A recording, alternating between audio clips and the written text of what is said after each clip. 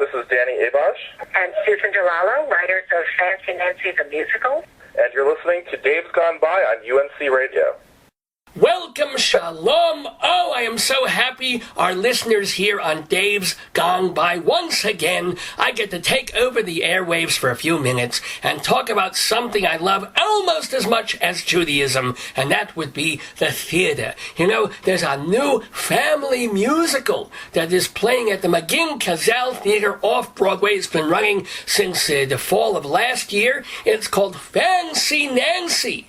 Personally, I think Fancy Schmancy is a better title, but you know, it's not for me to say. I will be talking, though, with the authors of this musical. It's Danny Abosch and Susan DiLallo.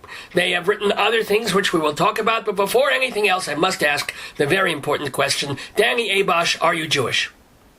I am, yes. Yes, damn it, yeah. Susan, you can leave. We don't really need you. No, no, I am also, but I married out of the tribe. But what on earth? What made you? How much money did he give you to do this?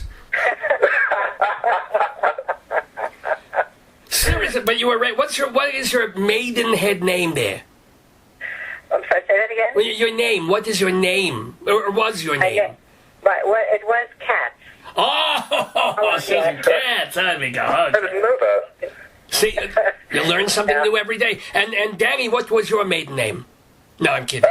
Very funny. Just messing with you. So, tell us about, whoever wants to begin, this musical that you have collaborated on called Fancy Nancy. Fancy Nancy is a series of children's books that we didn't know about. Well, my kids are in their 20s, and so it's a new phenomenon. It's kind of like Harry Potter for little girls. I mean, it's just this amazing cult thing, and okay. Girls 2 to 5 just go crazy. There are Fancy Nancy parties and dress-ups and kits and makeup and costumes and all kinds of things. And then we were approached to do it as a musical, and boy, did it lend itself to one. And how does it... Yeah, I actually knew about the books beforehand because I used to teach elementary school music, so I found out about them that way. But yeah, it's a very popular children's book series by Jane O'Connor and Robert Price Glasser about a girl named Nancy who loves to be fancy. Talk about a topic sentence right there. That's what they call high concept in the movies. She's a girl, her name is Nancy, she likes to be fancy. My God, you put Robert De Niro in it, you're all set. What can I tell you? But seriously though, so when in adapting this, did you just adapt that first book, or did you take stories from the different series of books? What did you grab? You know, it's mainly based on a book called Fancy Nancy and the Mermaid Ballet. We did use a few of the other characters and a few other themes from other books, but it's mainly, the plot sticks pretty close to that one book. So let's talk about the timeline. I'm always interested in this, of something going from a kernel of an idea to an actual produced thing that people are watching. So, how many years ago, when were you approached to write this musical? Danny, maybe you can answer that, because I think it was a year ago in November. Yeah. Yeah, no, it was, for me it was in January of 2012 was when we first started talking. So this is really recent. You started even thinking about this musical, and it was up on its feet like 9 months later? Yeah, it's incredible. It's a very short time to do that. Although it is a shorter musical. It's about an hour long, so maybe it's not quite as crazy because of that. Now, once you started getting into it, how many rewrites were there? How much work and change was being made to the material? You know, compared to other things I've worked on, this was relatively painless. I mean, we had one draft, and we had another draft with a couple of revisions, and I think we went with the third draft. I mean, I'm working on something now I've got about 60 drafts on, but this was... Now, wait a minute. Now, Susan, this is Susan DiLallo we're talking to. What is an example of a show you've worked on that was painful in the writing process? That's interesting. Just because something is painless doesn't mean that the others are painful, but they are time-consuming. I've worked on one musical that I began writing in 1999, and we're still making changes. Every time it's produced, we make more changes, and we get more directors who have more input. But you had it done. It's not... Yes, it's been done. But even after it's done, it's been changed. But I'll say Fancy Nancy, when it was done, we really haven't changed anything since it was first done, which is kind of cool. That's right. So it was commissioned by the TotalTheater Company. You gave it to them, you wrote it, and once you handed that in, are you also acting, directing, doing anything else, or you handed it in and then you watched it in the hands of other people, as it were? Yes, we were involved in casting, and Danny was, well, you tell them, Danny, what you did. Well, I did the orchestrations, too. So I did that part of it. But no, we had a separate director and musical director. We came to some of the rehearsals, but other than that, the director and music director really took it themselves. Now, were there any changes? And we also did have some readings along the way. Before it got into the rehearsal process, we did do about 2 or 3 readings with actors to try the material out. But it was such a fast process that this happened. It's really quite amazing. But in once you got past the reading process, did you make more changes in rehearsals, or by then was it set? You couldn't touch it? Yeah, even up until after preview weekend, we were still making small changes. Like what? What are some examples of things that you thought were okay? You looked on the stage and said, it would be better if. Well, some of them are technical things, like you might have somebody exit the scene and then you say, no, wait, they should exit stage left, stage right, that kind of thing. Or somebody might say a line and then you hear the way it sounds and you think, that's not really what I meant. There's a better way of saying that, so you might change a line. Or a scene might feel like it's going on, so you cut a couple lines. Yeah, one of the things that I remember went through some changes during preview weekend was the Tea Party song. It used to be just Nancy and Bree having the tea party, and then we incorporated Mom into it later in the process. Cool. So again, that's just one of those things that, while seeing it, it occurs to you, and you say, well, let's try this and let's do that. So, Exactly. Are you, it's a weird question to ask, are you thrilled and happy with what you see on stage? Are there things that you would still tinker with if you could? Yeah, I love it. I love the show. I love it. Yeah, this is the most tinker-free project I've had. I mean, every time I see it, I just smile in all the same places, or sometimes new places. No, there's nothing I would change, and I don't know the last time I've ever said that. Now, can I ask, what is the difference between you get an idea and writing a musical for a general audience, for grown-ups, essentially, and writing one that is specifically for a 5 to, say, 12-year-old crowd? Feel free. Want me to answer that? Okay. In the ideal world, there's really no difference except perhaps for vocabulary and some subtext. I think part of the key of writing to children is to realize that kids today are very sophisticated and, they're very high-tech. They've got a depth of knowledge and numbers in the world and spelling and experiences that we never had as kids. And it's just getting more and more like that. So I always like to make it as sophisticated as possible and also throw in a couple of things here or there that I know the kids won't get, but the adults will, because actually they're the ticket buyers. Oh, so can you give us an example in Fancy Nancy of a joke that, not a dirty joke, but a joke that would go a little over the heads maybe? And... Oh, there's lots of stuff in the shark rap. There's a reference to MC Hammer and a reference to West Side Story. I'm sure the kids don't know West Side Story. So, there are a few things like that we think the parents will get. And Danny, was there anything you wanted to add to Susan's answer about that question of writing for grown-ups versus writing essentially for kids? I think there's not quite as much difference as people would think, because one of the things that I feel strongly about is that it's important not to talk down to your audience just because they're kids. That kids really do have the potential to understand a lot, and so it's really mainly just vocabulary choices, putting things, seeing everything through the context of a child's eyes when you're writing, and also, the opportunity for physical movement and sight gags is really important. There's one song in particular, the shark rap, where the shark asks the audience to chomp along with him with their hands, and the kids love that because it's an opportunity to physically engage with the show. Interesting. We are talking with Danny Abosch and Susan DiLallo. They are the authors of Fancy Nancy the Musical, which is in an open run at the McGinn-Kazal Theater off-Broadway. It's a TotalTheater Company production. Now this is, they're not their first work. As a matter of fact, Susan DiLallo received the Klaban Foundation Award, named after Ed Klaban, the chorus line guy. Does an award make a difference, Susan? Did it change your? Do you get more phone calls? It's interesting you ask that, because the one thing I was told when I got it was from a previous winner who said, "You think it's going to change your life," and it won't. And I thought, well, maybe that's true for him, but it certainly won't be true for me. And it was. It really didn't change my life at all, except, as I tell people, I now get turned down for a better classic product. Musicals. Ooh, but no change. If you don't mind my asking, what are some projects that are maybe Broadway things that you were up for, as it were, that you haven't gotten? Oh, I feel a little funny talking about that. Well, I'm a funny guy. You come on, mention one. Mention one project. I'd rather not. Are there any that are on Broadway now that have already been mounted, or are they still in the process of? Yes.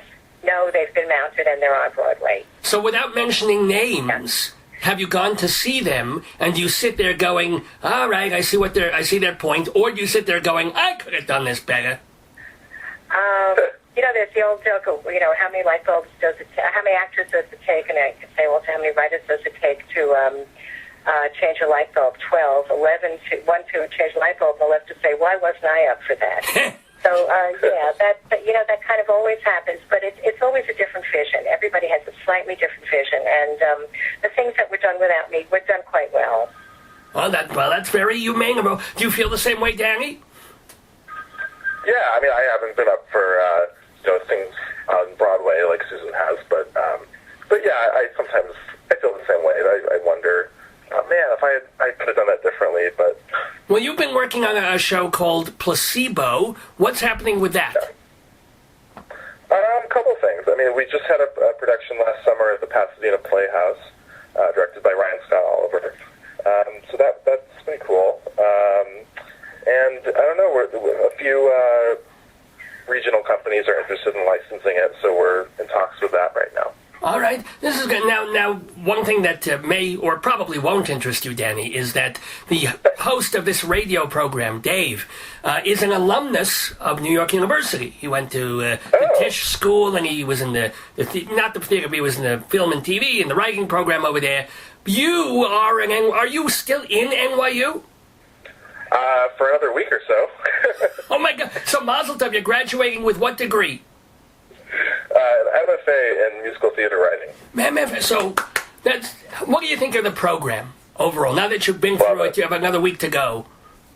Yeah, no, it's been great. It's the only program of its kind to get a master's degree in musical theater writing, of all things. That pretty much doesn't exist. So, but it's great. All our faculty are people writing in the industry, and people with a lot of credits, and you meet other students who are just like yourself, passionate musical theater writers, many of whom are new to New York. It's a great program, and I've really learned a lot from it. So you come out qualified to write a musical, but economically you're qualified to drive a taxi. If there is such a thing.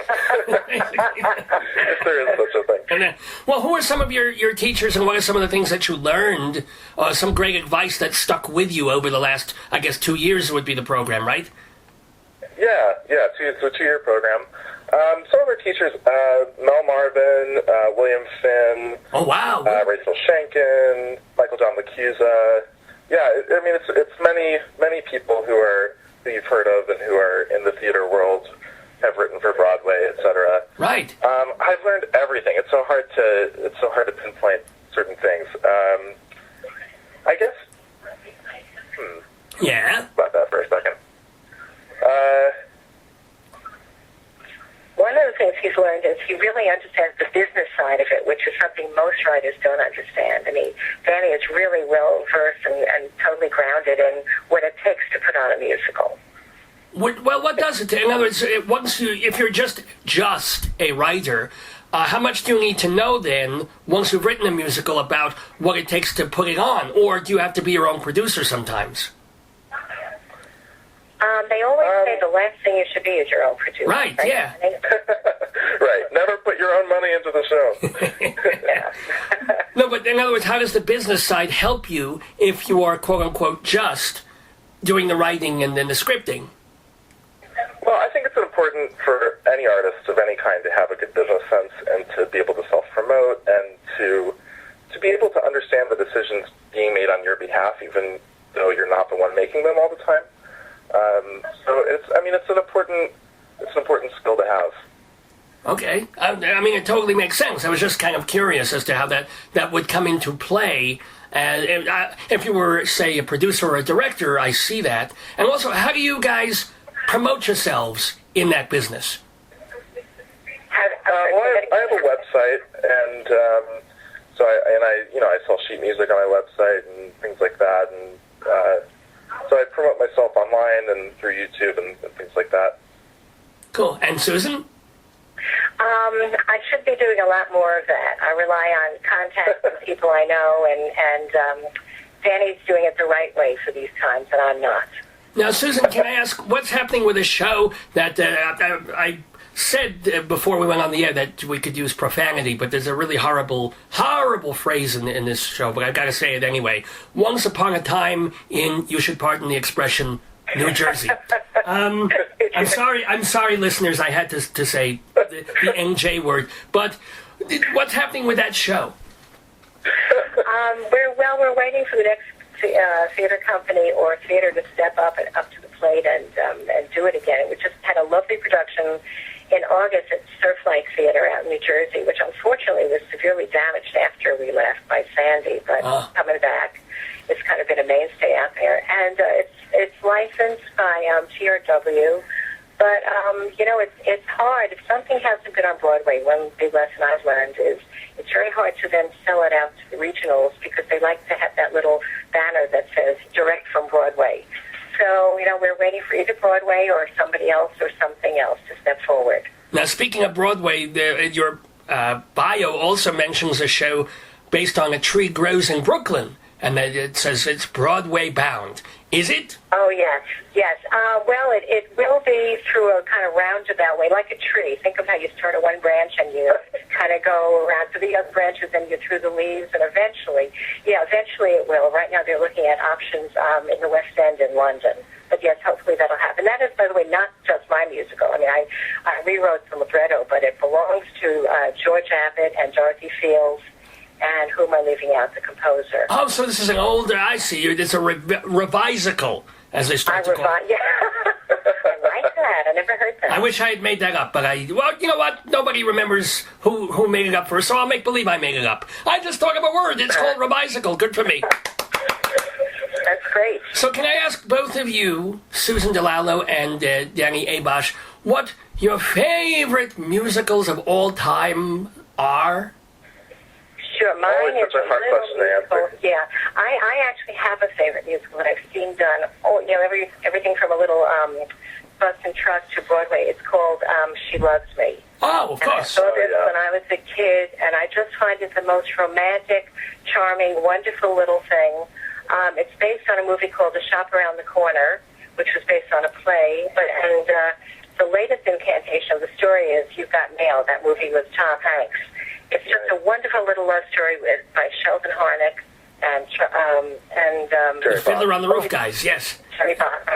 Ice cream, he gave me ice cream, and now I have brain freeze, and it hurts. As a kid, I saw the great Barbara Cook do that role. That was like her first role on Broadway, and it was just magic. Oh, my goodness. And what about you, Danny Abosch, your favorite tuner? Such a hard time answering, so I'll name a few that I love. Sure. West Side Story, Sweeney Todd, Miz, Parade. 10 years. I can never pick. Now, have you guys met you probably have, since he was on the chairman of the board of something that you won an award in. Have you spoken to and had meetings and whatever with Stephen Sondheim? I have not met him. I've seen him speak many, many times, but I've never actually met him personally. And Susan? Yeah, no, same with me. I've seen him on boards. I've heard him speak. No, never met him. Never had to shake his hand. But we all want to, don't we? That would be sort of like climbing Everest in a way. And let me also ask, you sit down, you do what is your working process together? One writes music, one writes lyrics, you collaborate on everything. Who does what first on a song? What is your basic method? I guess basically we start with the idea of the song based on, what the dramatic intent of the scene would be. about who's going to sing it and what the feeling of it should be. And it's a real back and forth. Now, this is the first time I've ever collaborated on lyrics with somebody, and I got to say it was wonderful with Danny because he's so good. And somebody I know once said the idea of collaboration is you have half an idea, and then somebody else comes along and turns it into an idea and a half. Oh, I love that. Isn't that lovely? Keep it. Use it. It's yours. Well, I'll steal that too. I'll keep that and Revisical. And then, boy, so educational. We're 2 for 2. But do you, the book also, there has to be a libretto, a book. Are you responsible for that together again, or is that Danny or you or what? I did the book, but with Danny's, input and observations and opinions, and, you learn early on in a collaboration, is this somebody you can trust or not? And, boy, can I trust him. He keeps me on it. Oh, thank you. Now, is it kind of it's been a wonderful process. Is it a backstage at your show of shows sort of thing where you spend the first hour of your work time, like, making coffee and avoiding everything, or can you plunge right in? I think that's very accurate. Yeah. Talk about movies we've seen, TV shows we've watched, yeah. Right. And at some point, late night owls, so sometimes we'll be collaborating up until, 2 in the morning or something like that. And have you ever had night owls. a real disagreement? How you get through something where, I think this should happen, and then she said, no, you're crazy. Now, how do you get through that?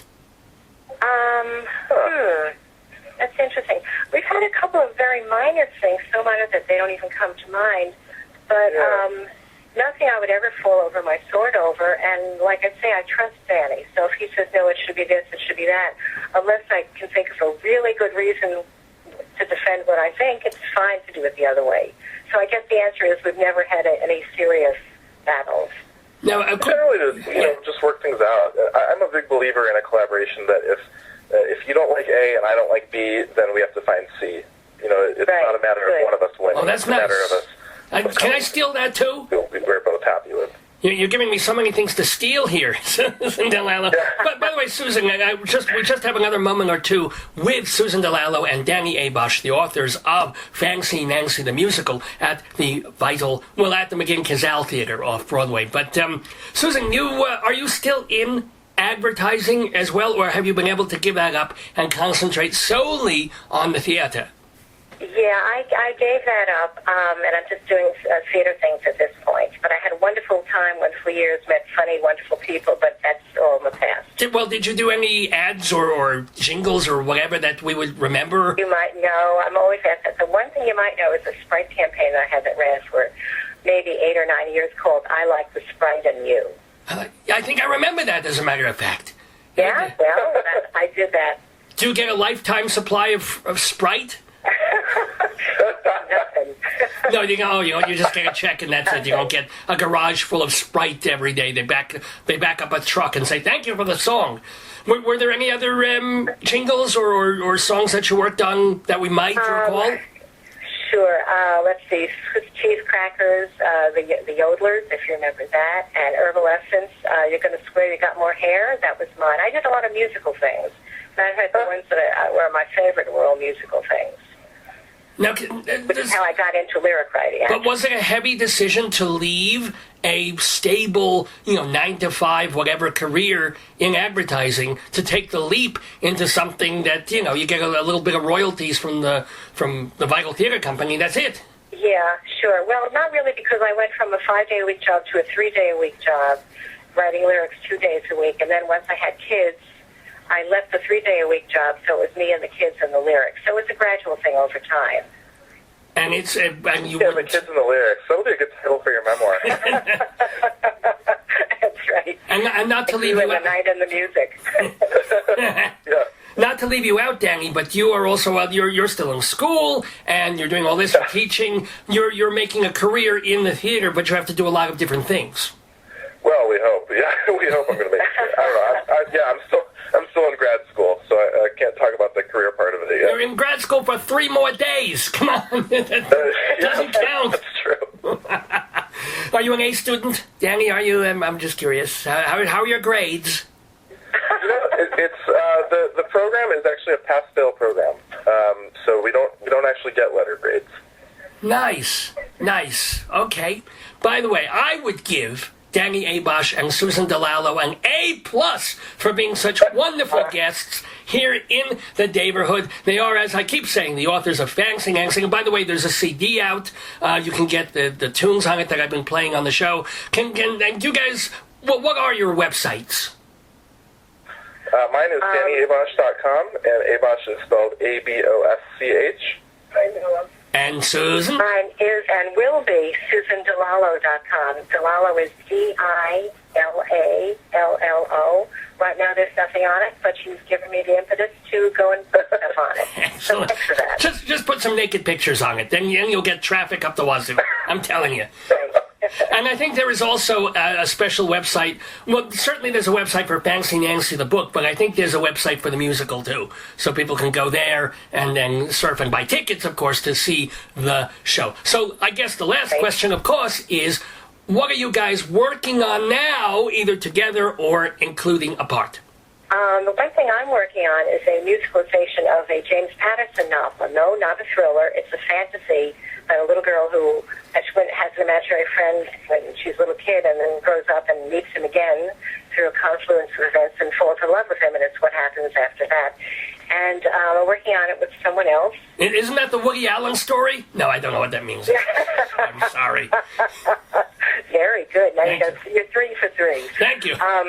And we're working with Martin Charnin on it, and that's kind of exciting. Oh, my goodness. Oh, Martin Charnin. He was a guest on this radio show a few months ago. So Was he? Yeah, and he's the guy who wrote Annie and 2x2 and blah, blah, blah. Yeah. And what about you, Danny? Right.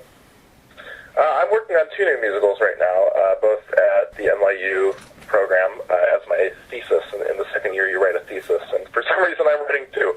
Those are still in development. They're very new. We just had a reading of one of them, and another reading is happening next week. So you might hear more about those in the future. Now, do you feel, Danny, that you're drawn to a certain kind of topic more, that you're comfortable in a certain genre more than others? No, I don't. I do feel certain things about musical genre that I like things that are melodic and memorable and tuneful. But in terms of the subject matter of the show, I'm really interested in a lot of things. Wonderful. And Susan, same question. I tend to go for comedies, and that's kind of what I do best. I'd love to try a dramatic thing, but I'd probably inject humor in it. So I would say comic Which stuff. is never a bad thing. Oh, absolutely. Never a bad thing. I inject humor into everything I do. It's usually unintentional, unfortunately, but I do what I can. Anyway, everybody, please, please, please take your kids, take your grandkids, take everybody to see Fancy Nancy the Musical at the McGinn Casal Theater up on 72nd Street. Is it 72nd or 76th? I always forget that. 76th Street on Broadway, and it was an off-Broadway show. You just look it up. Go look up Fancy Nancy, go see it, and wish the very best to Danny Abosch and Susan DiLallo, wonderful guests in the neighborhood, and both Jews. Thank you. I just